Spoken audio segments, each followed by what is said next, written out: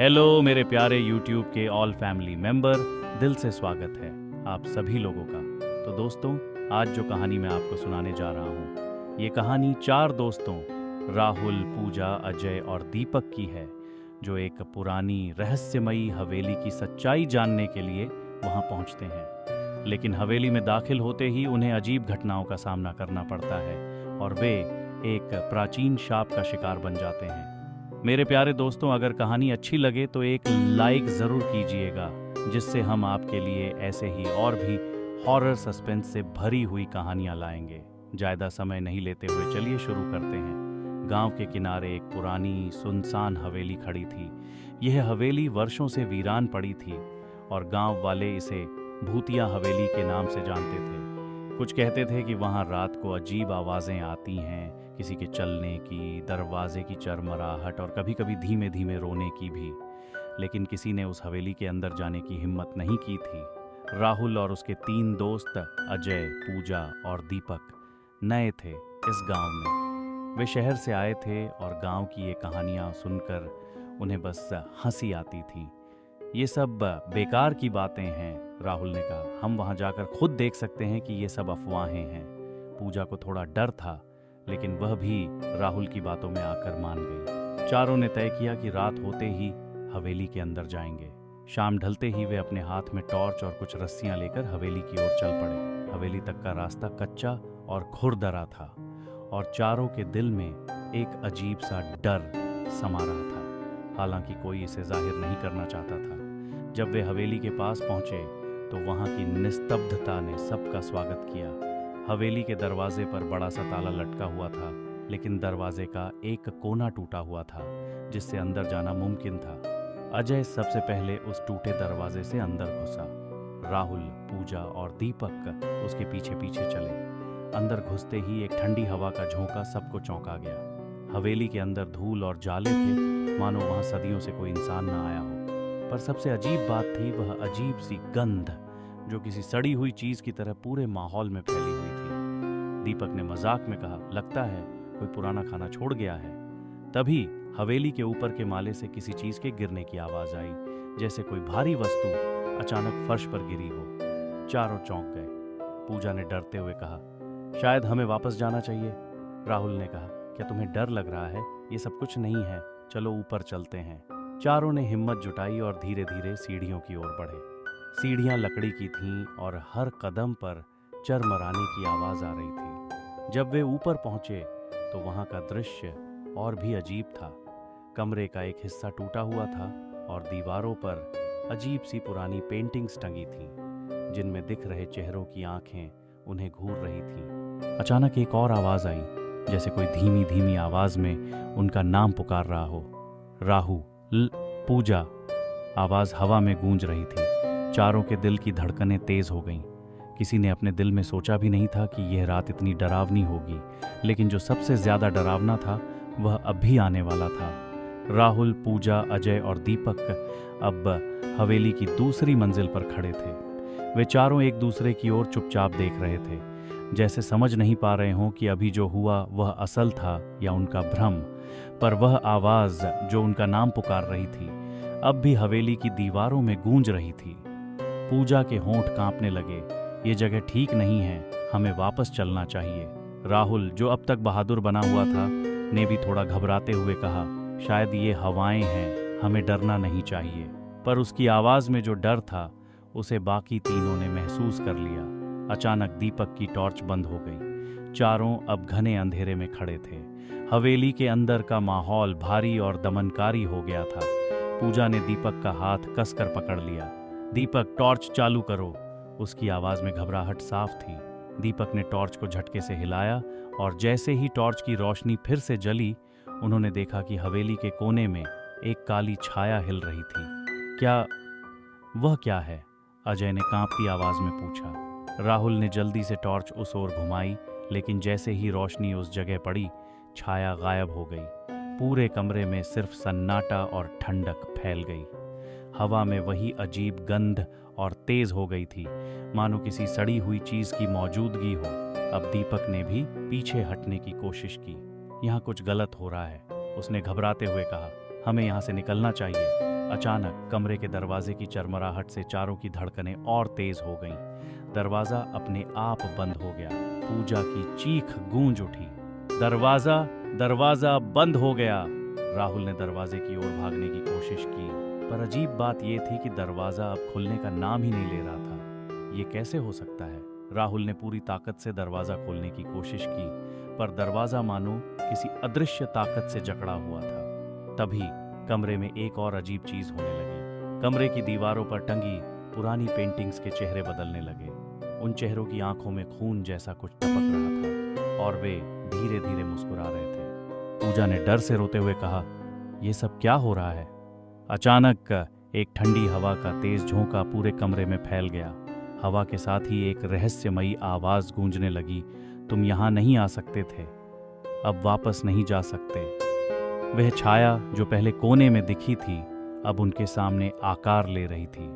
उसकी लंबी काली आकृति धीरे धीरे इंसानी आकार में बदल रही थी।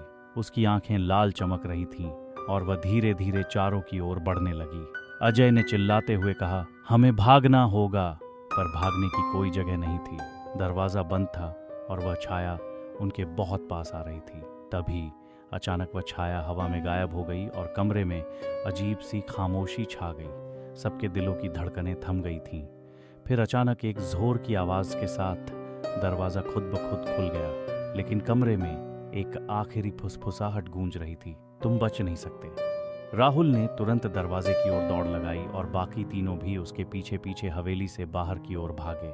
जैसे ही वे हवेली से बाहर निकले, सबने राहत की सांस ली, पर सबके मन में एक ही सवाल था, क्या वे सच में बच गए थे या यह सिर्फ शुरुआत थी? हवेली से बाहर निकलते ही चारों ने राहत की सांस ली, लेकिन उनके चेहरे पर अब भी डर की परछाई थी। बाहर की हवा अब भी ठंडी और भारी लग रही थी। हवेली के दरवाजे की चरमराहट अब भी उनके कानों में गूंज रही थी और उस छाया की लाल आंखें, वह भयानक छवि उनकी आंखों से जाती ही नहीं थी।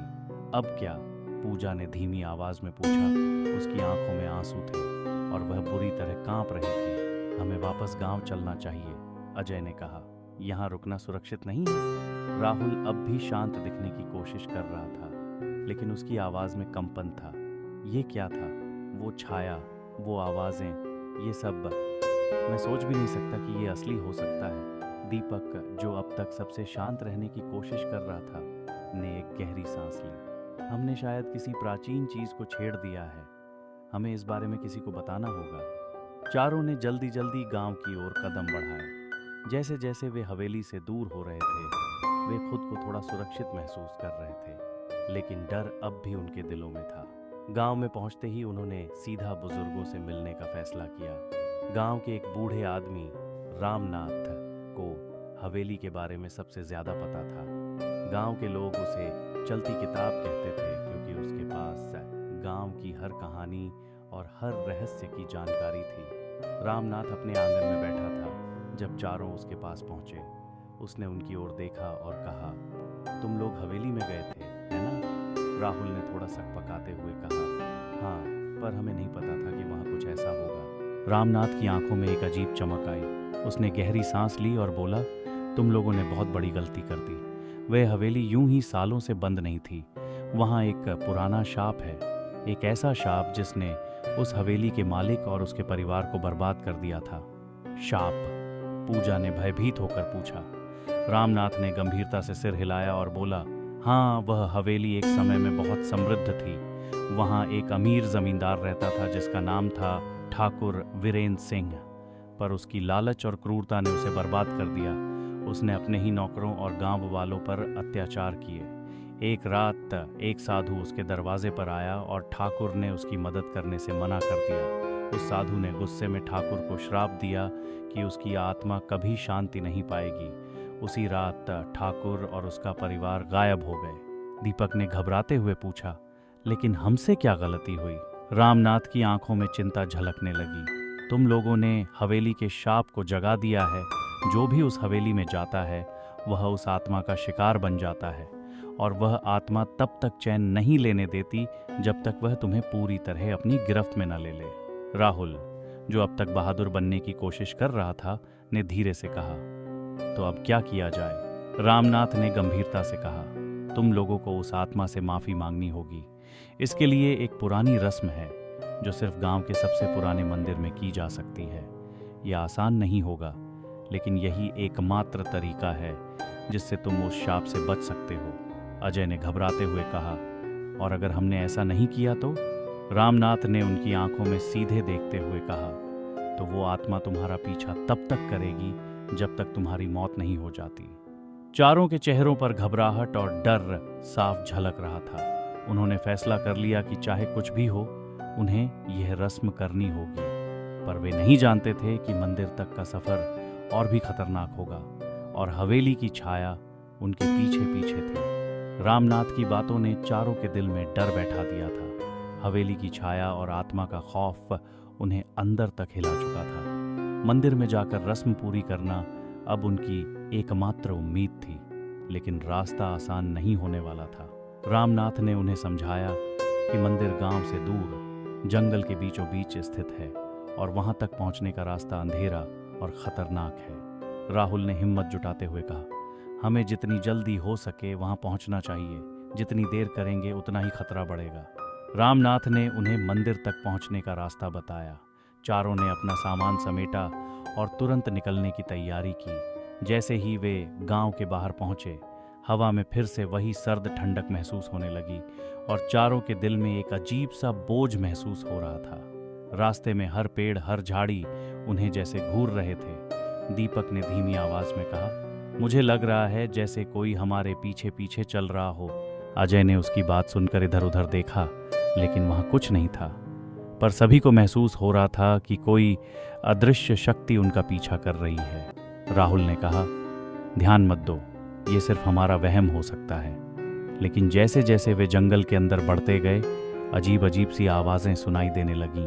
कभी पत्तों के चरमराने की आवाज, तो कभी किसी के सांस लेने की। चारों की रफ्तार तेज हो गई और अब वे बिना कुछ कहे मंदिर की दिशा में भागने लगे। कुछ देर बाद अचानक पूजा रुक गई। उसने कांपती आवाज में कहा, क्या तुम लोगों ने देखा? राहुल ने घबरा कर पूछा, क्या? पूजा की आंखों में खौफ था। वो छाया, वही छाया जो हवेली में थी, वो हमें देख रही थी, पेड़ों के पीछे से। राहुल ने झटके से पीछे मुड़कर देखा, लेकिन कुछ नहीं था। शायद तुम्हारा भ्रम होगा, उसने कहा, पर उसके दिल की धड़कन भी तेज हो गई थी। अचानक उनके चारों ओर धुंध घिरने लगी। ये धुंध साधारण नहीं थी, उसमें एक अजीब सा भारीपन था और हवा में वही सड़ी हुई गंध फैलने लगी थी जो हवेली के अंदर थी। दीपक ने घबराते हुए कहा, यहाँ से जल्दी निकलना होगा, ये जगह सही नहीं लग रही।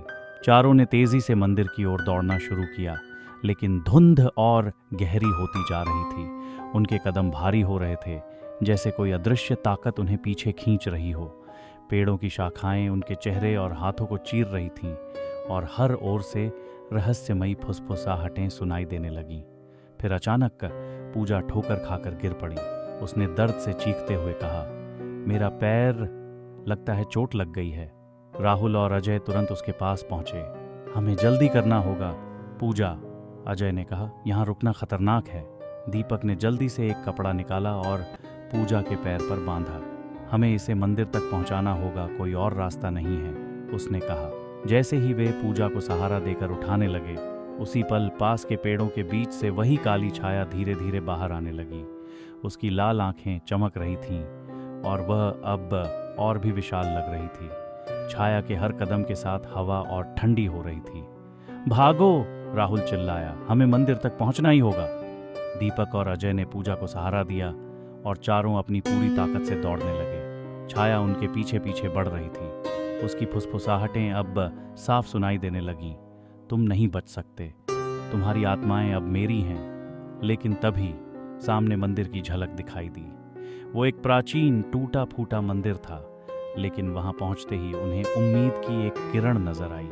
चारों ने अपनी पूरी ताकत जुटाई और मंदिर की सीढ़ियों पर चढ़ते ही मंदिर के गर्भगृह में घुस गए। मंदिर में घुसते ही छाया अचानक रुक गई। मंदिर की सीढ़ियों के पास पहुंचकर वह ठिठक गई, मानो कोई अदृश्य दीवार उसे अंदर आने से रोक रही हो। उसकी लाल आंखें मंदिर के प्रवेश द्वार से उन्हें घूर रही थीं, लेकिन वह आगे नहीं बढ़ पा रही थी। मंदिर के अंदर सबने एक गहरी सांस ली। रामनाथ ने सही कहा था, ये जगह सुरक्षित थी, लेकिन अब सबसे बड़ा सवाल था, क्या वे उस प्राचीन रस्म को पूरा कर पाएंगे या शापित आत्मा उनका पीछा नहीं छोड़ेगी। मंदिर की ठंडी दीवारों के बीच घुसते ही चारों ने राहत की सांस ली। बाहर वह काली छाया मंदिर के दरवाजे पर ही अटकी खड़ी थी, जैसे कोई अदृश्य शक्ति उसे अंदर आने से रोक रही हो। उसकी लाल चमकती आंखें अब भी उन्हें घूर रही थीं, लेकिन मंदिर के अंदर आने का उसका साहस नहीं था। हम सुरक्षित हैं, दीपक ने घबराते हुए कहा। लेकिन कब तक? राहुल ने चारों ओर देखा। ये मंदिर काफी पुराना था।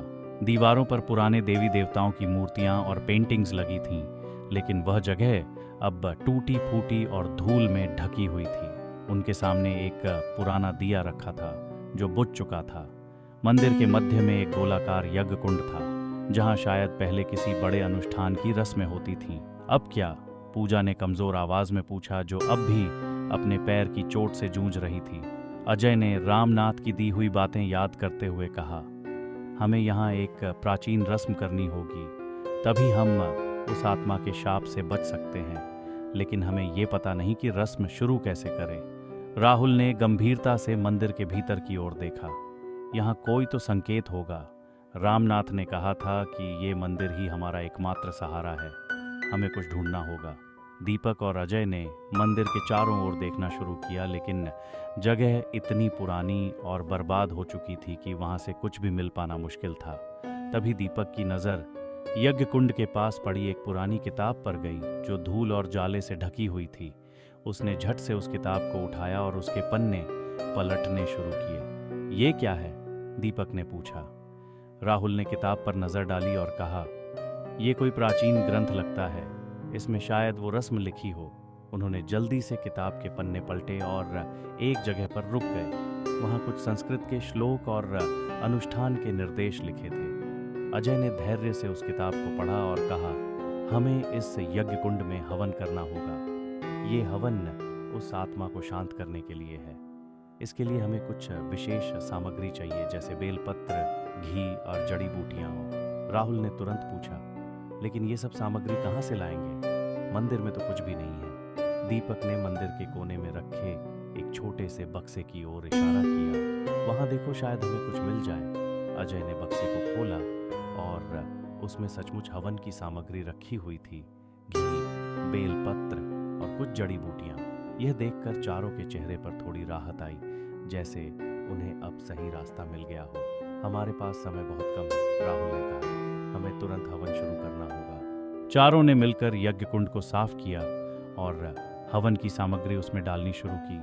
दीपक ने दिया जलाया और यज्ञ कुंड के पास बैठकर मंत्र पढ़ना शुरू किया। राहुल और अजय ने साथ में बेलपत्र और जड़ी बूटियां कुंड में डाली और पूजा ने घी डाला। जैसे ही उन्होंने मंत्रोच्चार शुरू किया, मंदिर के अंदर एक अजीब सी ऊर्जा महसूस होने लगी। हवा अचानक भारी हो गई और यज्ञ कुंड में जलती हुई अग्नि भड़कने लगी। बाहर खड़ी काली छाया अचानक चीखने लगी, मानो उस अनुष्ठान से उसे पीड़ा हो रही हो। उसकी लाल आंखें और ज्यादा चमकने लगी और वह मंदिर के दरवाजे पर जोर से धक्का देने लगी, जैसे वह अंदर घुसने की कोशिश कर रही हो। जल्दी करो, पूजा ने घबराते हुए कहा। वह आत्मा अब और ज्यादा खतरनाक हो रही है। दीपक ने तेजी से मंत्रों का उच्चारण किया और बाकी तीनों ने पूरी श्रद्धा से हवन सामग्री डालना जारी रखा। लेकिन छाया की चीखें और तेज हो रही थीं। उसने मंदिर की दीवारों पर खरोंचें मारना शुरू कर दी और पूरा मंदिर हिलने लगा। तभी एक भयानक धक्का लगा और मंदिर का मुख्य दरवाजा टूटने की कगार पर आ गया। छाया अब लगभग मंदिर में घुसने ही वाली थी। राहुल ने कांपती आवाज में कहा, हमने जो भी किया, क्या वह काफी है? अचानक यज्ञ कुंड में लगी आग और तेज हो गई। उसकी लपटें आकाश की ओर बढ़ने लगीं और मंत्रों की गूंज पूरे मंदिर में फैल गई। छाया की चीखें अब असहनीय हो गई थीं और फिर एक जोरदार धमाके के साथ वह गायब हो गई। मंदिर के चारों ओर शांति छा गई और हवाओं की तेजी भी धीमी हो गई। दीपक ने आंखें खोलकर चारों ओर देखा। क्या हम बच गए? उसने धीमी आवाज में पूछा। पूजा ने राहत की सांस लेते हुए कहा, शायद हाँ। राहुल ने यज्ञ कुंड की बुझती हुई आग की ओर देखा और कहा, यह खत्म तो हो गया है, लेकिन हमें पक्का नहीं पता कि वह आत्मा हमेशा के लिए गई है या सिर्फ कुछ समय के लिए शांत हुई है। मंदिर के बाहर अब सब शांत था, लेकिन उनके दिल में यह सवाल अभी भी था, क्या सचमुच वह शाप हमेशा के लिए खत्म हो गया या वह आत्मा फिर से वापस आएगी? तो दोस्तों, क्या लगता है, क्या सचमुच वह शाप हमेशा के लिए खत्म हो गया या वह आत्मा फिर से वापस आएगी? आप सभी कमेंट में ज़रूर अपनी राय बताएं और हमारे चैनल को सब्सक्राइब ज़रूर करें, ताकि हम आपके लिए और भी डरावनी और रहस्यों से भरी हुई कहानियाँ लाते रहें। धन्यवाद।